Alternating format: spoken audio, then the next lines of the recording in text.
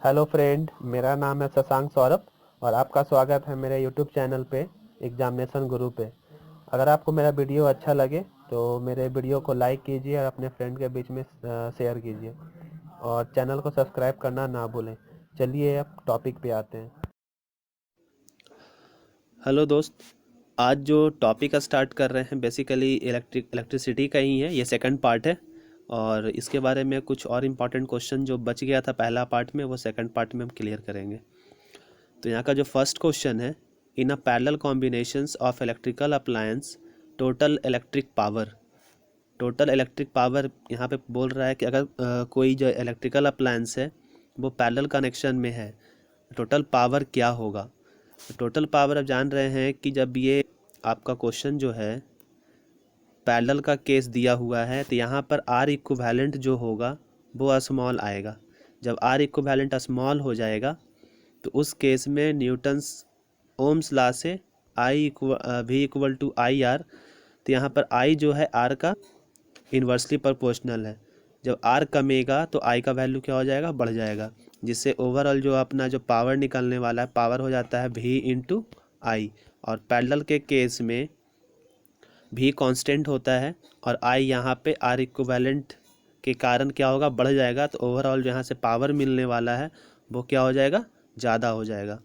तो इसका जो करेक्ट आंसर होगा, जब पैरेलल कनेक्शन में होगा तो आपका यहाँ पे पावर क्या करेगा, इंक्रीज करेगा। सेकंड क्वेश्चन जो है, the total work done by an electrical appliance during its operation is called. और ये एक डेफिनेशन ही है। वर्क डन जो है, आप कोई भी अगर काम करते हैं तो उसके लिए आपको एनर्जी चाहिए। तो यहाँ पे जो ऑप्शन है current, power, energy and potential difference. किसी काम को करने की जो दर होता है उसको हम लोग क्षमता बोलते हैं। तो यहाँ पर हो जाएगा आपका बेसिकली एनर्जी, ऊर्जा। किसी काम को करने के लिए हमको एनर्जी चाहिए, तो यहाँ से जो आपका राइट आंसर है वो हो जाएगा एनर्जी। थर्ड नंबर क्वेश्चन पे चलते हैं। बेसिकली एक न्यूमेरिकल क्वेश्चन है, काफ़ी छोटा सा न्यूमेरिकल क्वेश्चन है, इसको भी ज़रा देख लेते हैं। A battery of 12 volt is connected in series with resistance of 0.2 ohm, 0.3 ohm, 0.4 ohm, 0.5 ohm and 12 ohm. How much current would flow through the 0.3 ohm resistor.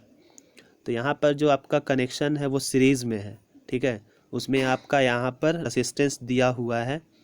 तो अब जान रहे हैं कि सीरीज़ का केस में जो है आपका जितना भी रेसिस्टेंस होता है आर इक्विवेलेंट जो हो जाएगा वो क्या हो जाएगा, ऐड हो जाएगा। तो यहाँ पर आर इक्विवेलेंट को आप ऐड कीजिएगा तो 0.2 और 0.3 5, 5 4 9 और 9 4 14, 1.4 ओम प्लस 12 ओम, 13.4 ओम आपका यहाँ पर हो गया।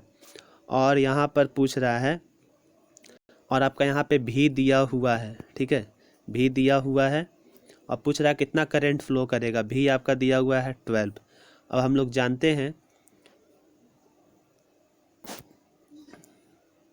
भी इक्वल टू आई आर। भी का वैल्यू कितना हो गया, 12।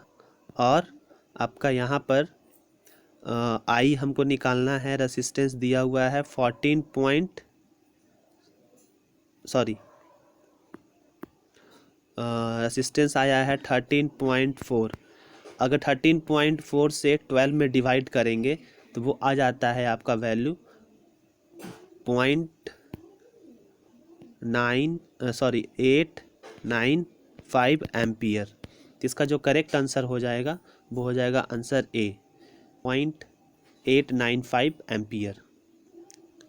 चलते हैं नेक्स्ट क्वेश्चन पे। A voltmeter is used to find potential difference in any electrical circuit. Which of the statement given below is true? यहाँ पे जो क्वेश्चन आपका है पोटेंशियल डिफरेंस निकालने के लिए बोल रहा है और पोटेंशियल डिफरेंस को मेज़रमेंट करने के लिए वोल्ट मीटर का यूज़ किया जाता है। और वोल्ट मीटर हमेशा आपका जो भी आपका सर्किट है उसमें हमेशा पैरेलल अटैच होता है और वोल्ट मीटर जो है हाई रेसिस्टेंस का होता है, ठीक है।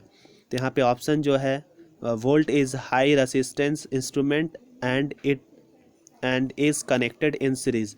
नहीं, सीरीज़ में नहीं होता है, तो पहला जो आपका ऑप्शन हो गया वो हो गया गलत।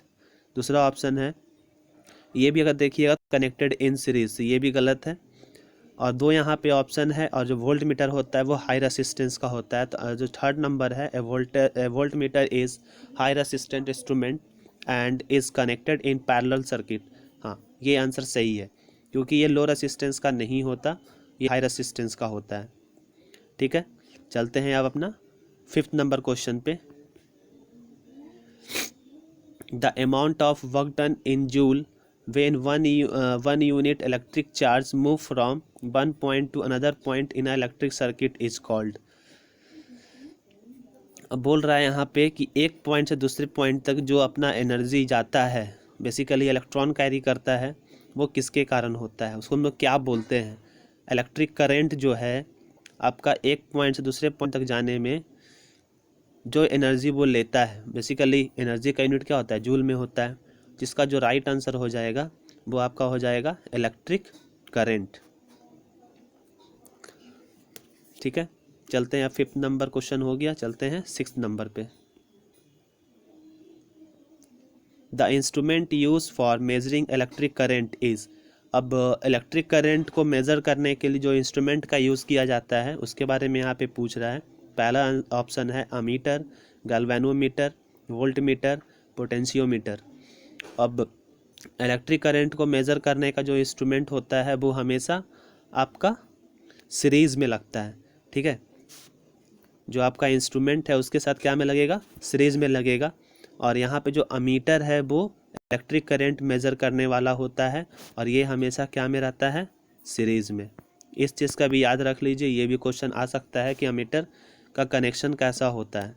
ठीक है, तो इसका जो कनेक्शन होता है वो सीरीज़ में होता है। तो इसका जो राइट आंसर हो जाएगा वो हो जाएगा अमीटर। अब चलते हैं 7th नंबर क्वेश्चन पे। द ऐसा unit of electric current is.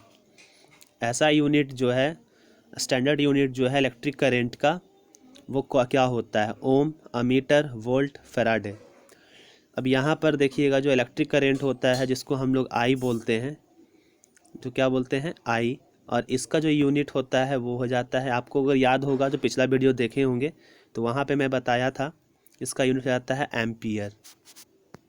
इसका यूनिट होता है एम्पियर, तो इसका राइट आंसर हो जाएगा आपका एम्पियर।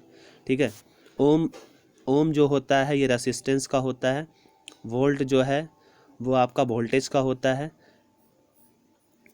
ठीक है, चलते हैं अब 8 नंबर क्वेश्चन पे। The rate of flow of electric charge is known as. The rate of flow of electric charge, electric charge के फ्लो को हम लोग क्या बोलते हैं। बेसिकली ये आपका हो जाता है इलेक्ट्रिक कंडक्टर। जो rate of flow of electric charge को हम लोग बोल देते हैं इलेक्ट्रिकल कंडक्टर, क्योंकि कंडक्टर में ही आपका क्या होगा, चार्ज एक पॉइंट से दूसरे पॉइंट तक फ्लो करता है, तो उसको हम लोग क्या बोलते हैं, इलेक्ट्रिक कंडक्टर। इसका जो राइट आंसर है वो होगा electrical conductor.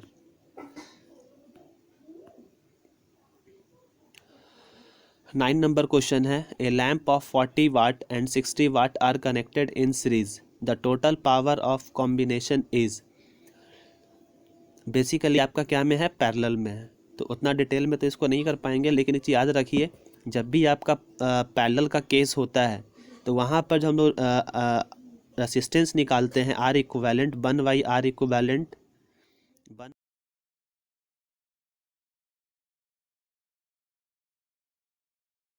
Equal to 1/R1 plus 1/R2 plus dot dot dot 1/Rn। तो यहाँ पर जो आपका आर इक्विवेलेंट होगा हमेशा छोटा आएगा, तो इसी बेसिस पे इसको हम निकाल देते हैं।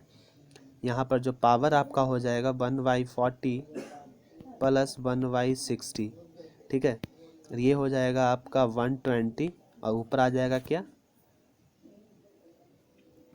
3 प्लस 2, दैट मीन्स 120/5। इसे डिवाइड कीजिएगा तो ये आपका 24 यहाँ से वाट, 24 वाट आपका आ जाएगा answer.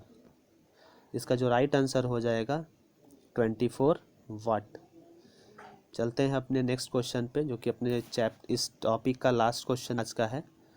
The heating of electric carrying conductor is due to. अब जो हीटिंग अपने जब कंडक्टर में हम लोग करंट फ्लो करते हैं तो उससे क्या होता है। जब करंट फ्लो होता है अपने कंडक्टर में तो वहाँ पर बेसिकली क्या होता है, काइनेटिक एनर्जी के कारण इलेक्ट्रॉन्स का लॉस हो जाता है। तो loss of kinetic energy by electron, electron के कारण काइनेटिक एनर्जी का लॉस होना यहाँ पर होगा राइट आंसर। ठीक है दोस्त, आज का जो आपका जो टॉपिक था इलेक्ट्रिसिटी का वो ऑलमोस्ट क्लियर हो चुका है 2 पार्ट में। अगर आप पहला पार्ट नहीं देखे हैं तो पहला पार्ट ज़रूर देख लें, वो भी काफ़ी इंपॉर्टेंट क्वेश्चन उसमें था। और आपको वीडियो अच्छा लगा हो तो चैनल को सब्सक्राइब करें और अपने दोस्तों के बीच में इस वीडियो को शेयर करना ना भूलें। धन्यवाद।